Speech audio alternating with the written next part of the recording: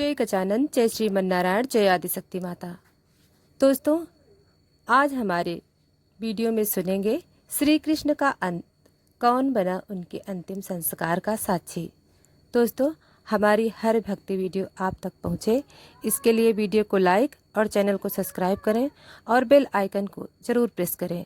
हो सके तो कमेंट भी करें। दोस्तों, क्या आपने कभी सोचा है कि जिस श्री कृष्ण ने पूरे यदुवंशी को संभाला, जो महाभारत के सूत्रधार बने, उनके अंतिम संस्कार में कौन था उनके दिव्य शरीर का अंतिम संस्कार किया? तो दोस्तों, समुद्र तट पर यदुवंशी आपस में युद्ध करते हुए महाभारत युद्ध के वर्षों बाद जब यदुवंशी में अहंकार बढ़ गया, तब एक श्राप ने अपना कार्य किया। श्री कृष्ण के पुत्र सांब की एक लीला ने ऋषियों को क्रोधित कर दिया और उन्होंने श्राप दिया, यदुवंशी आपस में लड़कर नष्ट हो जाएगा। और वैसा ही हुआ। द्वारिका की भूमि पर यदुवंशी भाइयों ने मदिरा पीकर एक दूसरे का संहार किया। दोस्तों, बलराम समाधि अवस्था में यह सब देखकर बलराम जी तट पर बैठ गए और योग बल से शेषनाग स्वरूप में प्रवेश कर गए। समुद्र की लहरों में विलीन हो गए। उनका शांत मुखमंडल श्री कृष्ण पीपल के नीचे लेटे हुए। श्री कृष्ण भी तट के पास एक पीपल के वृक्ष के नीचे विश्राम कर रहे थे। तभी एक शिकारी जरा वहां आया। उसे दूर से श्री कृष्ण का पद्मवत चरण हिरण जैसा दिखा। उसने बाण चला दिया। जब पास आया तब जाना ये कोई सामान्य पुरुष नहीं, स्वयं भगवान श्री कृष्ण है।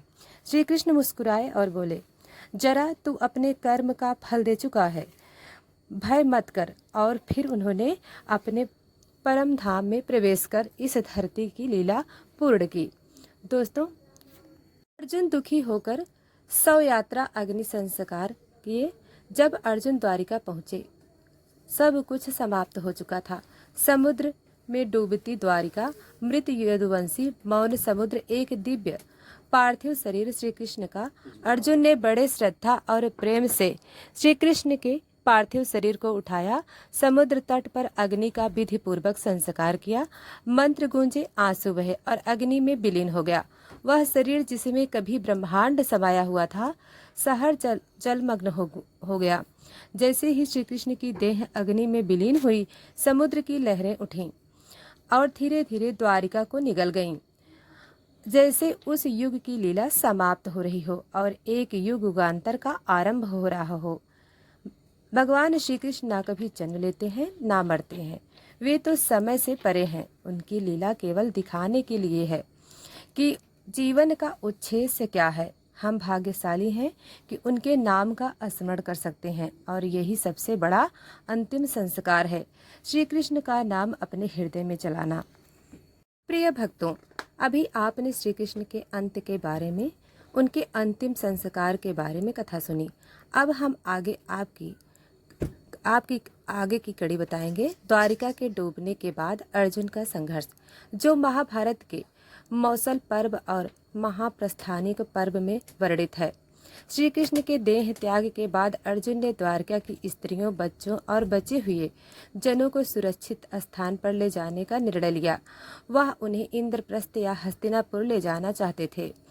जब सब लोग निकलने लगे, समुद्र की ऊंची लहरें उठी और पूरी द्वारिका नगरी जल में समा गई। केवल श्री कृष्ण की स्मृति, अर्जुन का दुख और शेष बचे लोग यहीं बचे।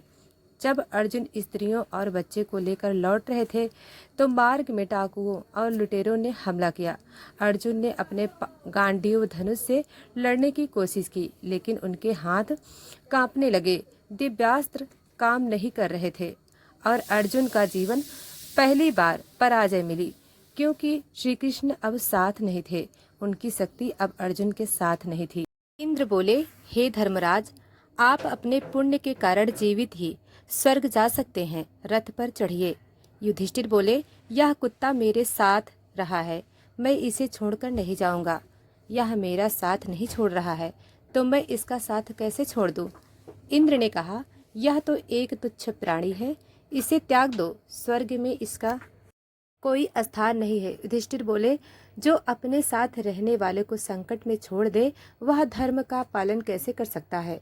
यदि यह नहीं जाएगा तो मैं भी स्वर्ग नहीं जाऊंगा। अंतिम रहस्य। तभी वह कुत्ता अचानक धर्मदेव धर्मराज के रूप में प्रकट हो गया। धर्मराज बोले, हे युधिष्ठिर, मैं स्वयं धर्मराज हूँ और तुम्हारा परीक्षा ले रहा था। तुमने करुणा, निष्ठा और धर्म का त्याग नहीं किया, इसलिए अब तुम न केवल स्वर्ग जाओगे बल्कि अमर यश प्राप्त करोगे। यह कथा दोस्तों हमें सिखाती है कि सच्चा धर्म केवल पूजा नहीं बल्कि व्यवहार में सत्य, करुणा और निष्ठा निभाना है। संकट में भी जो साथ निभाए वही सच्चा धर्म प्रिय होता है। स्वर्ग में विचित्र अनुभव। जब युधिष्ठिर धर्म की परीक्षा में सफल हुए तो इंद्र उन्हें रथ पर बिठाकर स्वर्ग लोक ले गए। वहां पहुंचते ही युधिष्ठिर ने आश्चर्य से देखा कि वहां दुर्योधन पहले से मौजूद था और वैभव में रह रहा था। युधिष्ठिर को यह देखकर क्रोध और विषाद हुआ। युधिष्ठिर बोले, जिस दुर्योधन ने अधर्म किया, छल और घात किया, वह स्वर्ग में कैसे? और मेरे भाई जिन्होंने धर्म के लिए अपना जीवन दे दिया, वे कहाँ हैं? देवदूत बोले, हे युधिष्ठिर, तुम्हारे भाइयों को अभी तुमसे अलग रखा गया है। चलो तुम्हें उनका स्थान दिखाया जाए। नरक का दृश्य। वहाँ चमत्कार हो रहे थे, पीड़ा थी। वहाँ द्रौपदी, युधिष्ठिर स्तब्ध रह गए। उन्होंने कहा, अगर मेरे भाई यहाँ हैं तो मैं स्वर्ग नहीं जाऊँगा, मैं यहीं उनके साथ रहूँगा। वह वहीं बैठ गए। धार्मिक रहस्य प्रकट हुआ। कुछ क्षणों बाद अचानक सब बदल गया। नरक का दृश्य गायब हो गया। वह स्थान दिव्य प्रकाश से भर गया। देवता, ऋषि और धर्मदेव प्रकट हुए। धर्मदेव बोले, हे युधिष्ठिर, यह तुम्हारी अंतिम परीक्षा थी। परीक्षा के लिए रचा गया था। वास्तव में तुम्हारे भाई सभी और द्रौपदी स्वर्ग में हैं। अब युधिष्ठिर को वास्तविक स्वर्ग लोक दिखाया गया। उनके भाई और द्रौपदी दिव्य रूप में विद्यमान। अंतिम शिक्षा। स्वर्ग धर्म केवल अपने लिए नहीं, दूसरों के पीड़ा के साथ देने में है। स्वर्ग और नरक केवल स्थान नहीं बल्कि मन और कर्म का प्रतिबिंब है। युधिष्ठिर की दृढ़ता, करुणा और सत्यनिष्ठा ने उन्हें धर्मराज बना दिया। दोस्तों, ऐसी ही कथा आप तक पहुँचे, इसके लिए आप वीडियो को लाइक और चैनल को सब्सक्राइब करें और बेल आइकन को जरूर दबाएं। हो सके तो कमेंट भी करें। धन्यवाद।